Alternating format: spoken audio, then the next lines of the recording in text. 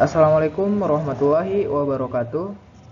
Kami dari kelompok 5 akan mempresentasikan hasil kerja kami, yaitu tentang AI Virtual Assistant atau asisten virtual berbasis AI yang menggunakan bahasa pemrograman Python. Ya, di sini kelompok 5 beranggotakan Apip Syahidan, Krisna Hadi Saputra, Tirta Hidayat, dan Widarman.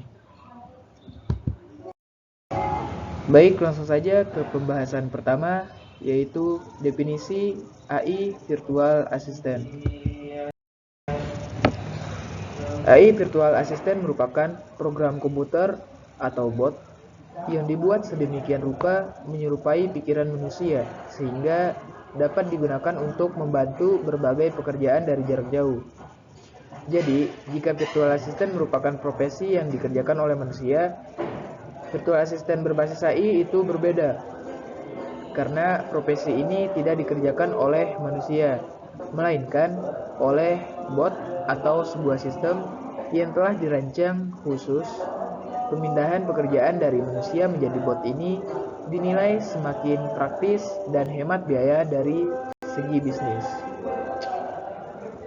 Selanjutnya, pembahasan kedua yaitu implementasi pembuatan AI Virtual Assistant menggunakan bahasa pemrograman Python. Oke, pertama ada import modul. Seperti pada gambar program di samping, agar asisten yang kita buat bisa mengakses mikrofon komputer, maka kami di sini mengimport modul speech recognition. Kedua, agar program dapat mengerti apa yang dikatakan user, maka kita mengimport file TTS-X3.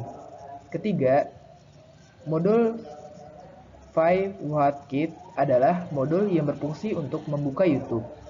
Keempat, modul datetime untuk mengakses waktu. Kelima, modul Wikipedia untuk mengakses Wikipedia. Dan terakhir, modul OS untuk mengakses sistem operasi.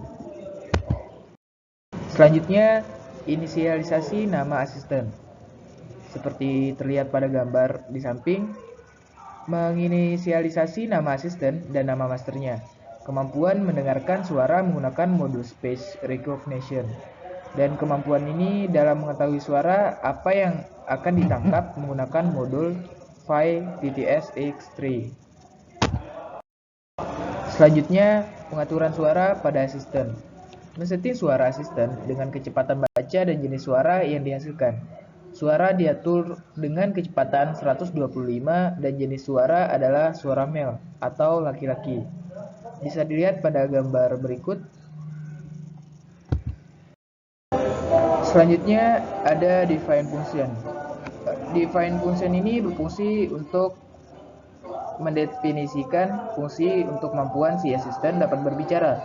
Suara yang telah diterima oleh program akan ditranskrip oleh modul file TTS-X3 menjadi sebuah teks. Setelah program mengerti perintah user dalam bentuk teks, maka program akan segera dijalankan. Untuk programnya dapat dilihat pada gambar di samping.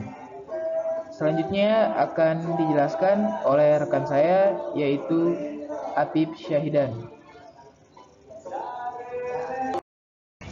Ya, masih dengan define function. Langkah selanjutnya yang perlu kita lakukan yaitu mendefinisikan fungsi untuk menentukan waktu yang diambil dari modul datetime. Dari modul datetime, asisten akan memberikan waktu real time jika dipanggil sesuai dengan waktu keadaan setempat, yaitu jam 10 sampai jam 12 akan menampilkan good morning, jam 12 sampai 18 akan menampilkan good afternoon, dan yang selain dari jam tersebut akan menampilkan good evening. Program dapat dilihat pada gambar di samping.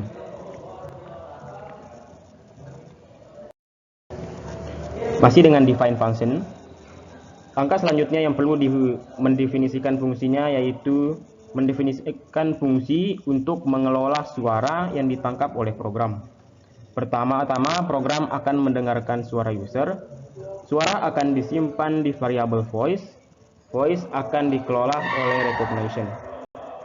Programnya dapat dilihat pada gambar di samping.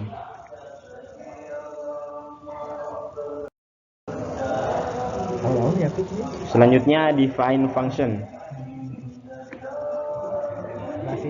Masih dengan mendefine function, fungsi selanjutnya yang didefinisikan yaitu agar recognize si asisten ini bisa mengerti apa yang diucapkan dan langsung mengeksekusi perintah yang diminta.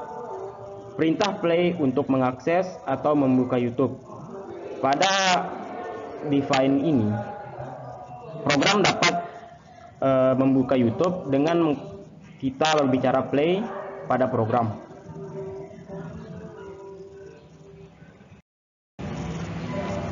Masih dengan define function, jika perintah play dari user tidak diterima oleh program, maka program akan mencari perintah lain yaitu time.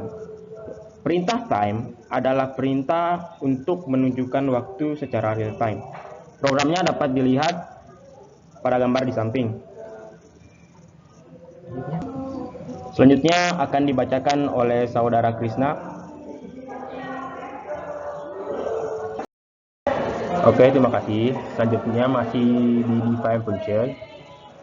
Jika perintah play dan time tidak dapat diterima oleh program, maka program akan mencari perintah lain, yaitu Wikipedia.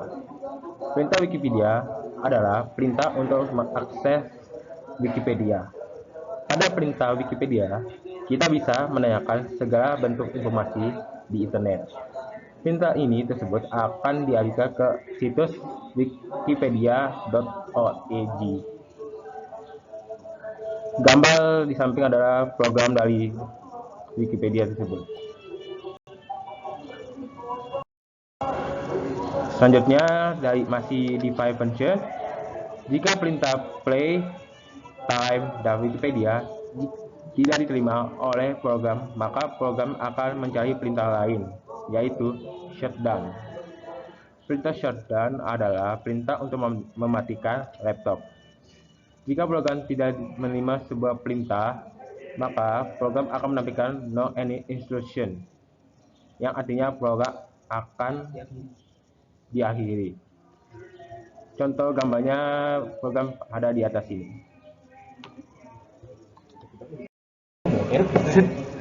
Selanjutnya, memanggil program yang telah disetting.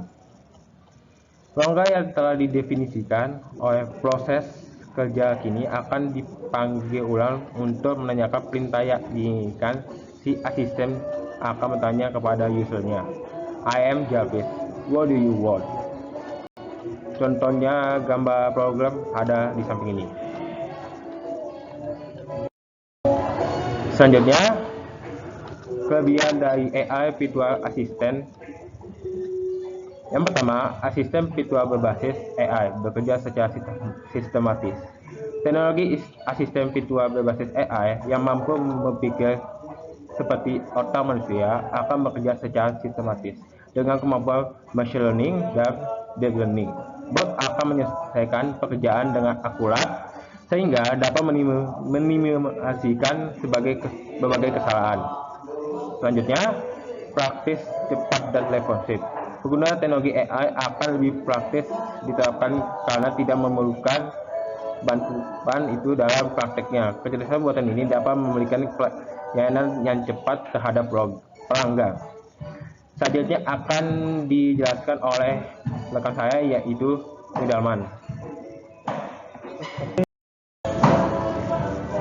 Masih di kelebihan AI Virtual Assistant.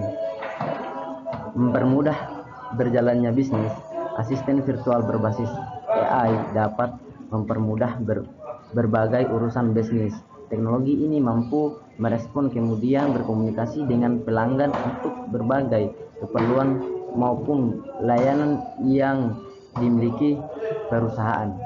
Selain itu, perusahaan tidak perlu respon melayani ribuan pelanggan dalam waktu bersamaan karena tugas ini telah dilakukan oleh AI. Praktis, cepat, dan responsif. Di dalam bisnis, keberadaan asisten virtual berbasis AI tidak hanya memberikan perusahaan namun juga untuk pelanggan. Pelayanan yang lebih efektif dan cepat akan merasa puas karena telah dilayani dengan baik. Hal ini akan terdampak baik karena ragu untuk kembali menggunakan layanan yang sama.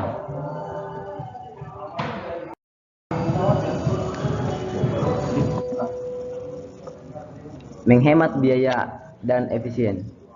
Asisten virtual berbasis AI dapat bekerja selama 24 jam meskipun jam kerja perusahaan telah usai.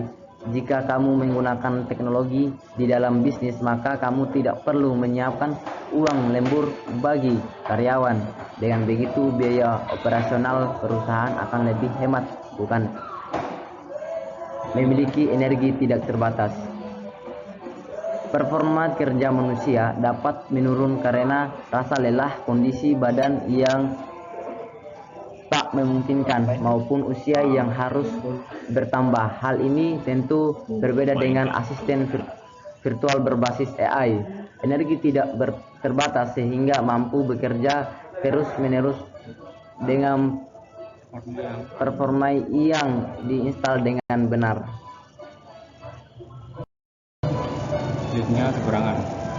Selanjutnya, kekurangan AI virtual assistant. Menggunakan jaringan internet. Asisten virtual berbasis AI tidak dapat bekerja tanpa jaringan internet. Jika komputer tidak mendapat jaringan komputer, maka AI virtual assistant tidak dapat diaktifkan sama sekali. Menggunakan banyak daya. Menggunakan AI virtual assistant akan sangat berpengaruh pada penggunaan daya yang sangat membuat performa laptop yang cepat menurun dan lemot bila digunakan terlalu lama.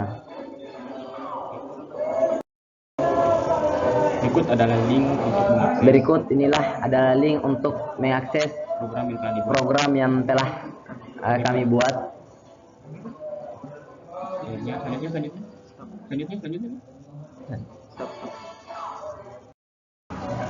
Mungkin sekian dari kelompok kami. Apabila ada kesalahan, kami minta maaf. Wabillahi taufiq wal hidayah. Wassalamualaikum warahmatullahi wabarakatuh.